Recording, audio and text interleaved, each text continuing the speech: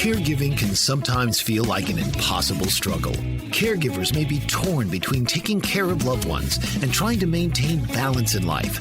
The good news is that it doesn't have to be that way. The Caring Generation with host Pamela D Wilson is here to focus on the conversation of caring. You're not alone. In fact, you're in exactly the right place to share stories and learn tips and resources to help you and your loved ones. So now, please welcome the host of The Caring Generation, Pamela D Wilson.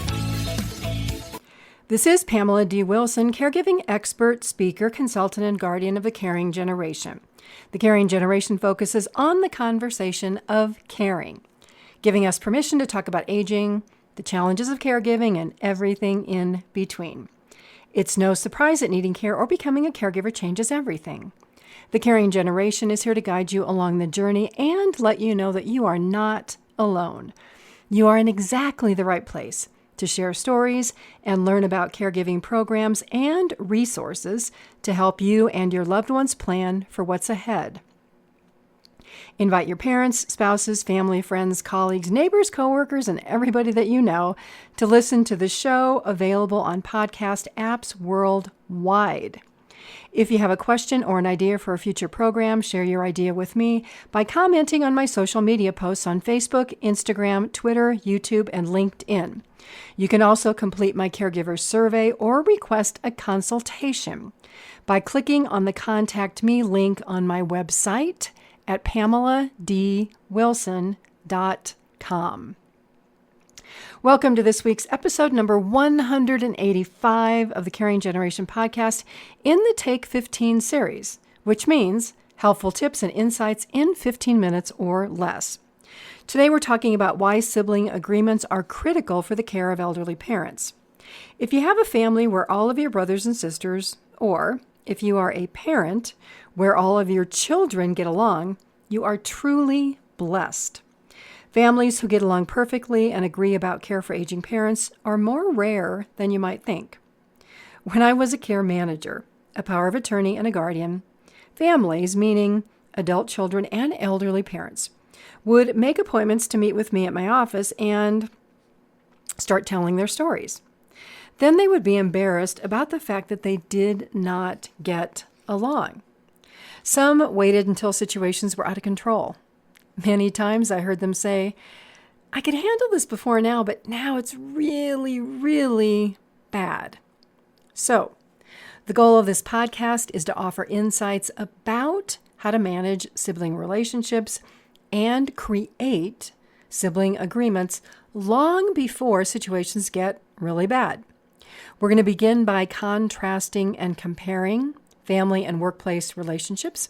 And then we'll look at 4 personality styles and how you and your family can bring these together to create sibling agreements for the care of elderly parents. When relationships go sideways, the effort required to mend them may feel like a lot of work. Stay with me for insights about creating these agreements and what you can do before you have to draw that line in the sand, or you arrive at the fork in the road, or burn a bridge where you no longer want to even make an effort to mend relationships with family members. One of the challenges in family members is often that there is no clear leader, who usually would be one or both parents, sometimes a grandparent, who sets an example. In families, there's no guideline, usually, for behaviors or boundaries about what is acceptable and not acceptable. We just don't talk about it, similar to the fact that we just don't talk about caregiving. Family relationships can be a huge contrast to workplace relationships, where most often, not always though, there is an expectation that everybody works together as a team and everybody gets along at work. One challenge here is that personalities or styles really do transcend all relationships. While a person can be on their best behavior for a while, eventually something can happen to tip the scales, and that real person shows up. The key to successful relationships is to be the best you can be, and to also realize that others have different personalities and styles, and that it's important to be accepting and accommodating and flexible to a degree. Now, as we know, not all workplace relationships are perfect. I have been in many workplaces where things didn't initially get along, and eventually they did because we practiced understanding each other's styles, which I'll share in a minute.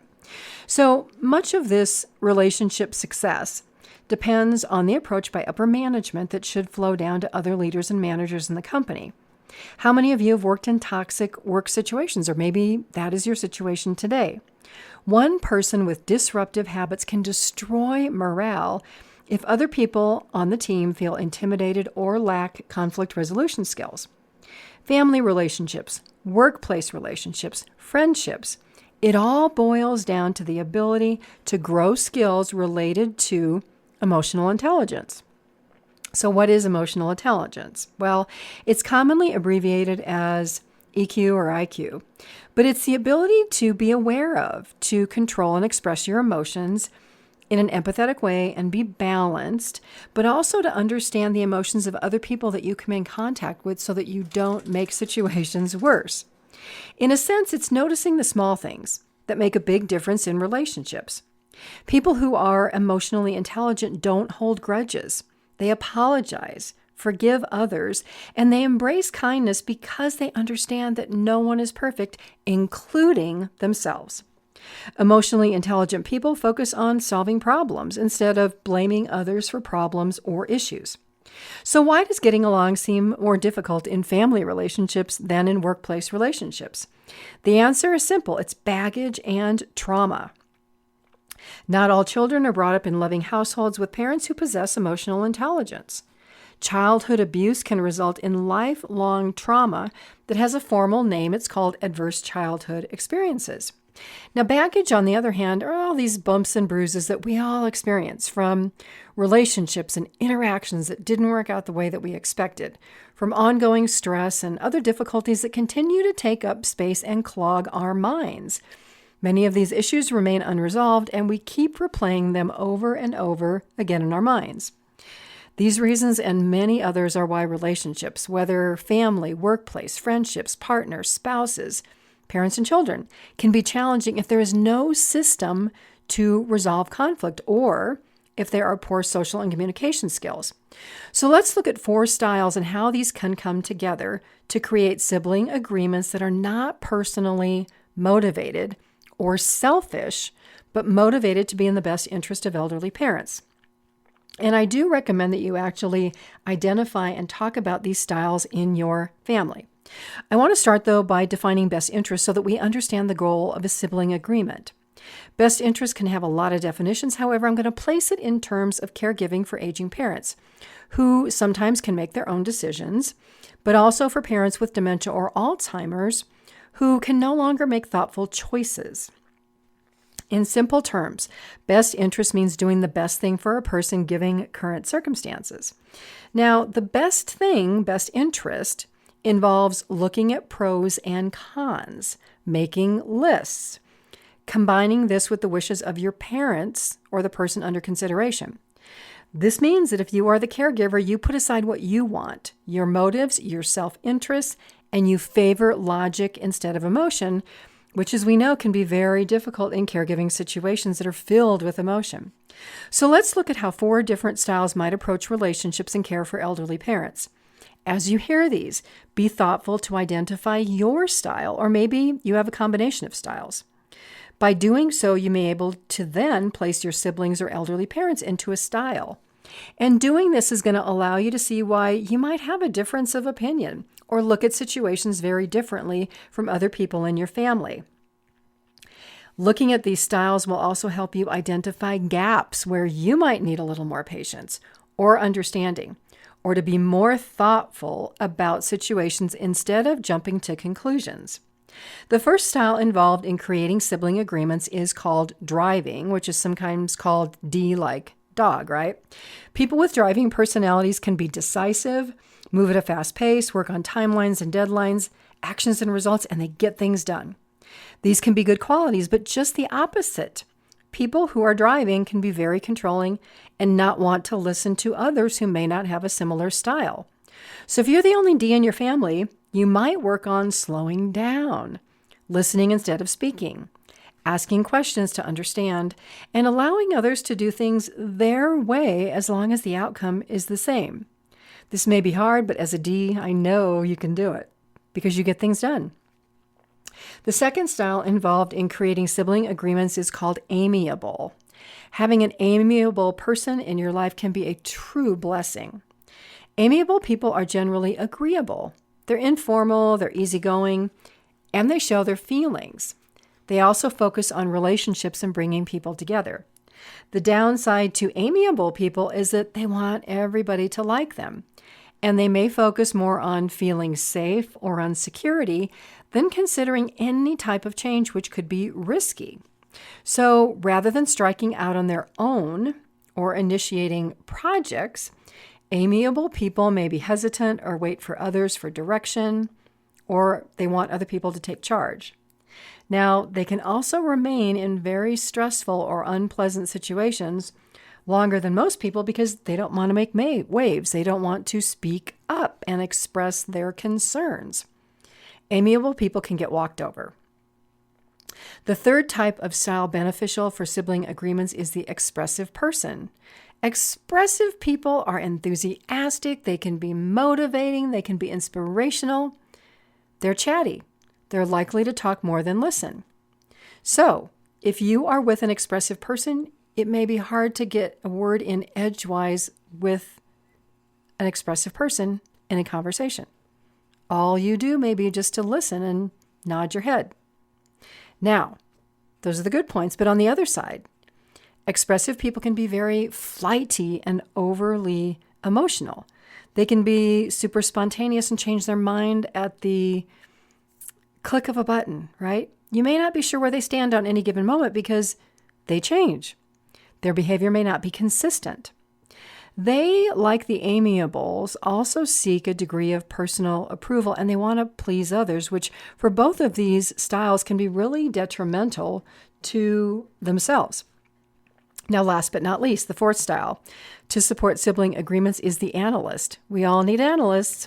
This person relies on information and data. They prefer logic over emotion, so they may clash with these expressive and amiable people who might prefer a little bit of emotion over logic.